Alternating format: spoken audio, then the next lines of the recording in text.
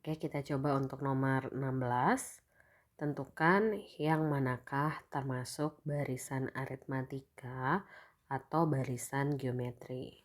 Nah, bagaimana sih sebenarnya cara membedakan barisan aritmatika dan barisan geometri? Kalian bisa perhatikan pola di setiap sukunya ya. Jadi kalau setiap sukunya itu ternyata polanya ditambah atau dikurangi, berarti itu masuk dalam barisan aritmatika. Tapi jika setiap barisannya itu dikali ya, nah itu termasuk dalam barisan geometri ya. Jadi di sini kata kuncinya adalah kalau aritmatika itu artinya dia ditambah atau dikurang. Sedangkan barisan geometri itu dia dikali ya. Nah, sekarang kita cek yang A, 2, 4, 6, 8. Kalau kalian perhatikan ya, untuk barisan yang A, 2, 4, 6, 8. Setiap sukunya ini dia bertambah 2. Karena bertambah berarti termasuk ke dalam barisan aritmatika ya. Kemudian kita perhatikan untuk yang B, 3, 6, 9, 12. Ini bertambah 3 di setiap sukunya ya. Berarti ini sama juga termasuk barisan aritmetika ya. Kita coba ya perhatikan yang C. Nah, mungkin ini maksudnya 2 kayaknya ya. 2, 1, setengah, seperempat. Nah, kalau kalian perhatikan 2 ke 1 itu kan ditambah 1. Ini ke sini, oh enggak mungkin ditambah 1. Oh berarti bukan aritmatika. Berarti ini termasuk geometri. Atau kalian bisa simpulkan kayak gini ya. Jadi 1 dibagi 2 setengah. Setengah dibagi 1 setengah. Ya, seperempat dibagi setengah. Ya, ini kan bisa dibalik jadi 21 atau setengah. Jadi yang bagian C itu termasuk barisan geometri dengan rasio setengah ya. Kemudian untuk yang D ya, yang D 2, negatif 1, negatif 4, negatif 7 ya. Kalau kalian perhatikan ini ditambah berapa? 3 ya. Kok ditambah dikurang ya. Jadi ini berkurang 3, berkurang 3, berkurang 3. Berarti ini termasuk dalam aritmetika ya. Jadi sekarang yang terakhir yang E, 32 min 16, 8 min 4. Kalau ditambah kan nggak mungkin dia ya. Berarti ini dikali setengah. Dikali min setengah ya. Juga dikali min setengah. Ini juga dikali min setengah ya. Jadi untuk yang E itu termasuk geometri. Nah, jadi di sini untuk yang aritmatika kita beri warna merah ya. Jadi yang termasuk barisan aritmatika adalah yang A, B, dan D. Untuk yang termasuk barisan geometri itu yang C dan E. Bisa ya? Jadi kata kuncinya kalau aritmatika itu polanya ditambah atau dikurang, kalau geometri itu polanya dikali. Dikalinya itu bisa berupa pecahan atau bilangan bulat biasa. Oke, kita cek untuk nomor 17. Oke, 17 ini sudah termasuk ke dalam SPLTV ya, sistem persamaan linier 3 variabel ya. Jadi ketika kalian mau mencari penyelesaian atau mencari nilai X, Y, dan Z pada SPLTV ya, kalian harus perhatikan dulu setiap koefisiennya ya. Jadi setiap koefisien dari masing-masing variabel ini kalian perhatikan ya. Kira-kira dari variabel X, Y, dan Z yang paling mudah untuk dieliminasi itu variabel apa? Variabel Z tentunya ya. Memangnya nggak boleh kita eliminasi X atau Y? Boleh saja. Cuman kita cari yang angkanya lebih kecil kalau dikali ya, atau disamakan. Nah, jadi ini kita misalkan persamaan 1, ini kita misalkan persamaan 2, ini kita misalkan persamaan 3 ya. Nah, langkah pertama itu kita coba eliminasi ya. Tadi sudah kita ini eliminasi Z pada persamaan 1 dan 2 ya. Persamaan 1 kita tuliskan dulu 5X min 3Y ditambah 2Z sama dengan 3. Jadi ini kita copy paste aja ya. Jadi persamaan 1 yang ada di sini kita tulis apa adanya di sini. Sekarang persamaan 2 ya. 8X min 5Y ditambah 6Z sama dengan 7 ya. Selanjutnya eliminasi itu apa sih? Eliminasi itu kan menghilangkan. Eliminasi Z ya, artinya kita mau ngilangin si Z dari kedua persamaan ini. Supaya hilang ya, syarat utamanya itu adalah koefisiennya harus sama ya. Apakah di sini koefisiennya sudah sama? Belum ya. Di persamaan 1 koefisien Z masih 2, di persamaan 2 koefisiennya 6 ya. Berarti kita samakan nih.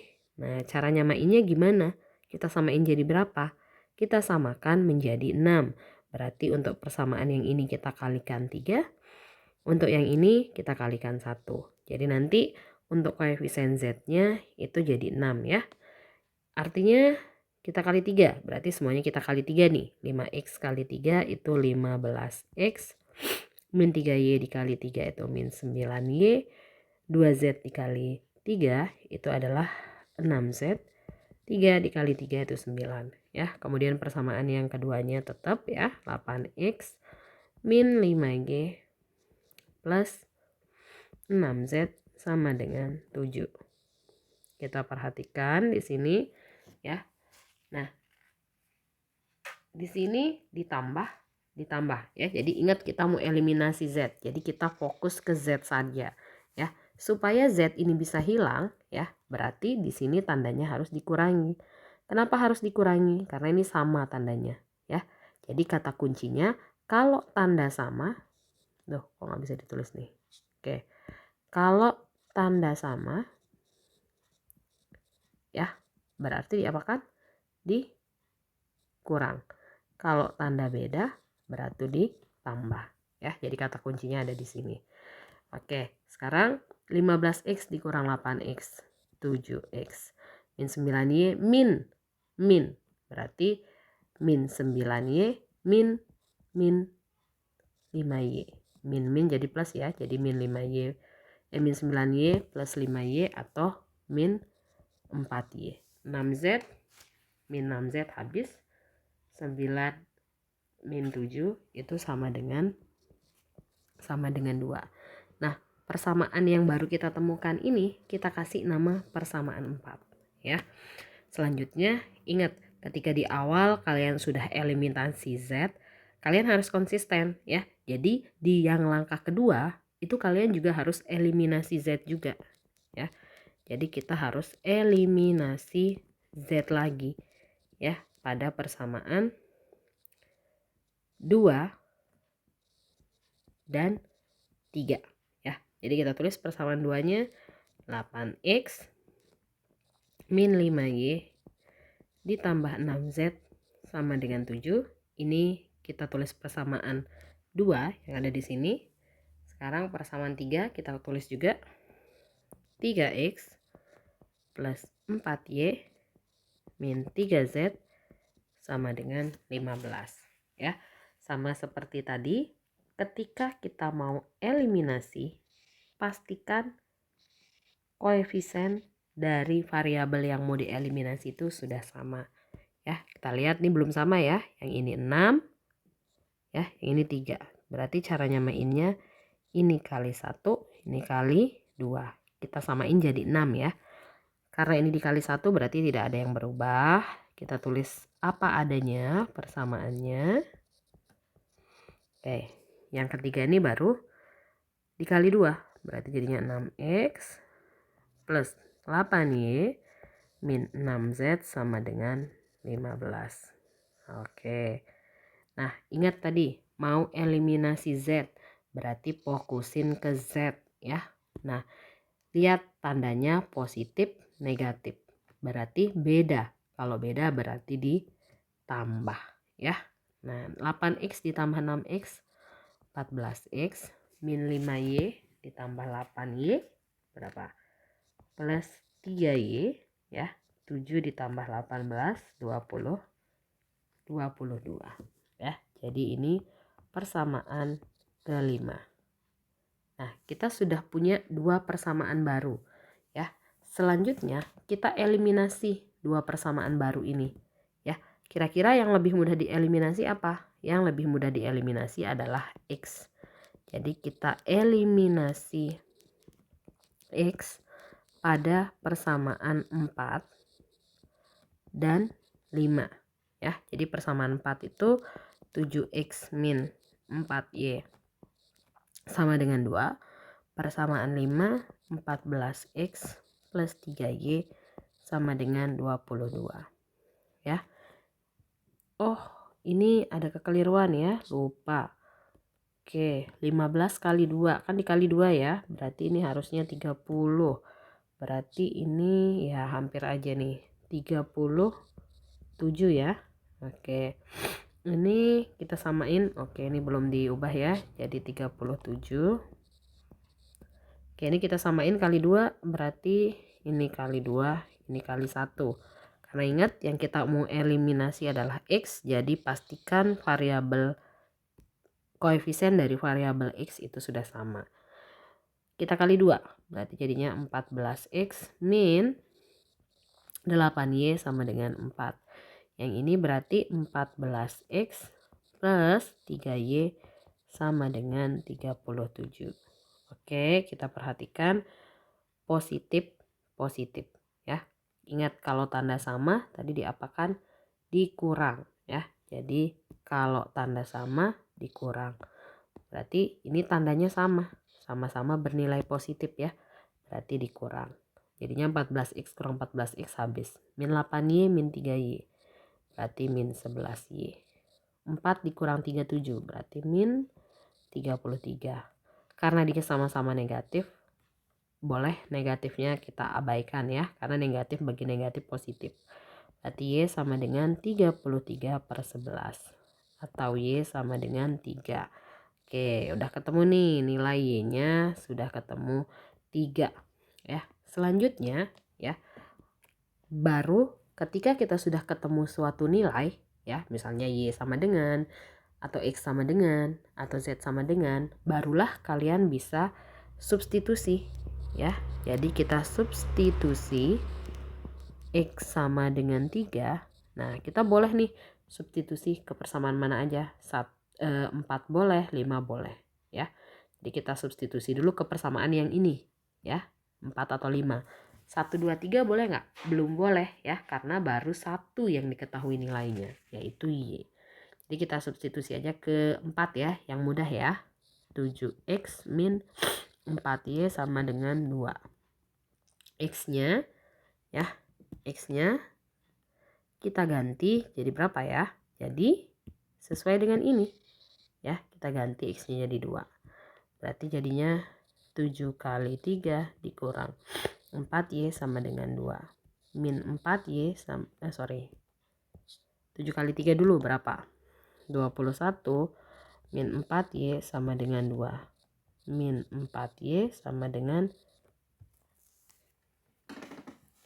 2 dikurangi 21 ya. Jadi ini bisa ditulis min 4Y sama dengan berapa nih ya, bisa dihitung min berapa, min 19. Nah berarti ketemu Y nya berapa. Nah kalau sudah ketemu Y, nanti tinggal nilai keliru substitusi ya, bukan X sama dengan 3. Oke, pantas aneh nih. Oke, nggak apa-apa. Kita substitusi Y sama dengan 3 ya ke persamaan 4. Persamaan 4-nya apa? 7X min 4Y ya. 7X min 4Y sama dengan 2. Jadi 7X min 4 kali 3 sama dengan 2. 7X min 4 kali 3 itu berapa? 12 ya, sama dengan 2. Ya benar kan ya? Min 4Y, 7X min 4Y sama dengan 2. Oke. Berarti 7X ya sama dengan 2. Ini pindah nih. Min 12 nya pindah ke sini plus 12. Berarti 7Y sama dengan 14. Y sama dengan 14 bagi 7. Berarti Y sama dengan 2 ya. Kok Y sih? X nih. Aduh udah oleng ini ya. Oke 7X. 7X. X. Oke ketemu X nya 2. Nah barulah sekarang sudah ketemu nih. Ada Y, ada X. Berarti yang belum ada apa? Yang belum ada Z. Ya, cara mencari Z gimana? Kita substitusi X sama dengan 2. X sama dengan 2. Y sama dengan 3. Itu terserah. Boleh persamaan 1, boleh persamaan 2, boleh persamaan 3. Ya, misalnya nih, biar mudah kita pilih aja persamaan 1 deh. Ya, jadi kita substitusi X sama dengan 2 dan Y sama dengan 3 itu ke persamaan 1 misalnya.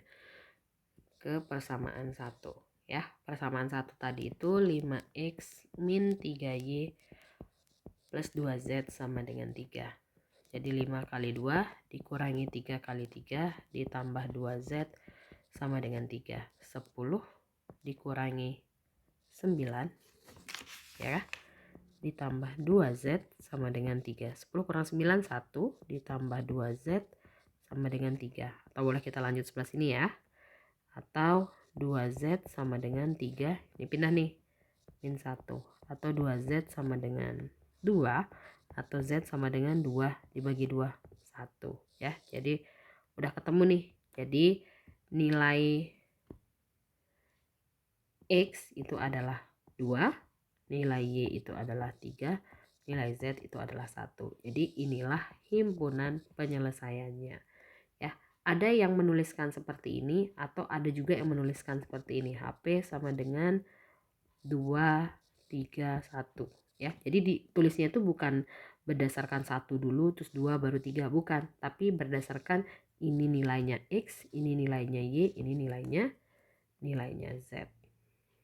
Oke, semoga bisa dipahami ya. Cara 17 memang cukup panjang ya, karena eliminasinya aja itu 3 kali. Pertama 1, 2, kedua 2 dan 3, baru persamaan baru dieliminasi. Setelah itu substitusi nilai yang ditemukan, substitusi lagi sampai ketemu semuanya. Oke, kita coba nomor 18 ya. Apakah pernyataan 13 tambah 15 tambah 17 tambah 19 sama dengan 4 pangkat 3? Kita coba ya. Ini ditambah ini berapa? 30. Ini ditambah ini 34. Berarti ini hasilnya 64. 64 nih 4 pangkat 3 juga sama 64 ya. Berarti betul ya. Jadi ini benar ya. Pernyataan ini benar. Oke. Soal terakhir ya. Nah, kita perhatikan. Soal terakhir ini berkaitan dengan deret tak hingga ya. Jadi di sini deret tak hingga, konvergen, divergen ya.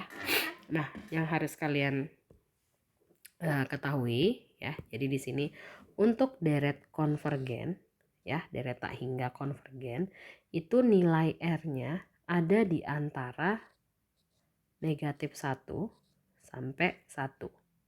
Sedangkan untuk deret tak hingga divergen ya, itu nilai R-nya ada yang lebih dari 1 atau ada yang kurang dari negatif 1.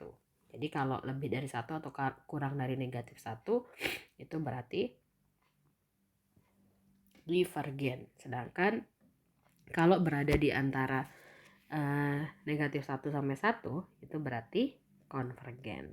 Nah, ingat rumus umum ya untuk mencari rasio ya, ini sudah biasa ya kita nyarinya ya. Jadi kalau kita mau cari rasio itu kita bisa pakai U2 dibagi U1 ya. Nah, ini rumus untuk mencari rasio. Sekarang kita coba satu persatu untuk menentukan apakah dia deret geometri tak hingga konvergen atau divergen. Untuk yang A U1-nya 4, U2-nya 2. Berarti rasionya adalah 2 dibagi 4. 2 dibagi 4 tuh setengah. Nah, setengah ini ada di antara min 1 sampai 1 ya. Berarti dia termasuk deret konvergen. Oke. Kemudian yang B. Suku pertama 3, suku kedua 6. Berarti rasionya adalah 6/3. Ingat suku kedua dibagi suku ke 1. 6 bagi 3 itu 2 ya. Kalau 2 ini kira-kira ada di mana? Di batasan konvergen atau divergen? Ada di sini ya. Dia lebih dari 1 ya. Berarti dia termasuk divergen. Kemudian yang C ya. Rasionya U2 per U1 ya. Berarti 1/2. Berarti 1/2 tadi termasuk yang konvergen. Oke. Kemudian yang D U2 U1 min, oke lupa tulis R ya. Rasionya min setengah dibagi 1. Berarti min setengah. Min setengah berarti masih masuk dalam konvergen. Wah, banyak yang konvergen ya, udah 3 ya. Konvergen yang A, yang C juga konvergen, yang D konvergen. Kita coba cek yang terakhir. Yang E 6 dibagi min 3 ya. Oke, lupa ditulis lagi nih. R sama dengan 6 dibagi min 3 sama dengan min 2. Min 2 itu kan kurang dari min 1 ya. Nah, karena lebih besar min 1. Berarti ini termasuk divergen ya. Jadi supaya bisa membedakan, karena ini rasionya setengah berarti masuk yang deret konvergen. Karena ini rasionya setengah juga berarti masuk konvergen. Karena rasio min setengah berarti masih masuk dalam deret tak hingga konvergen. Sedangkan untuk yang divergen itu ketika rasionya 2 itu lebih dari 1 berarti termasuk dalam deret geometri tak hingga yang divergen. Kemudian ketika R-nya min 2 ini artinya dia kurang dari 1 ya. Kalau kurang dari 1 berarti deretnya masuk dalam deret yang tak hingga divergen. Oke, sekian pembahasan untuk latihan soal persiapan PAS. Semoga PAS esok hari lancar dan hasil yang didapatkan maksimal. Oke, terima kasih. Selamat belajar. Jangan lupa like, komen, dan subscribe. Terima kasih.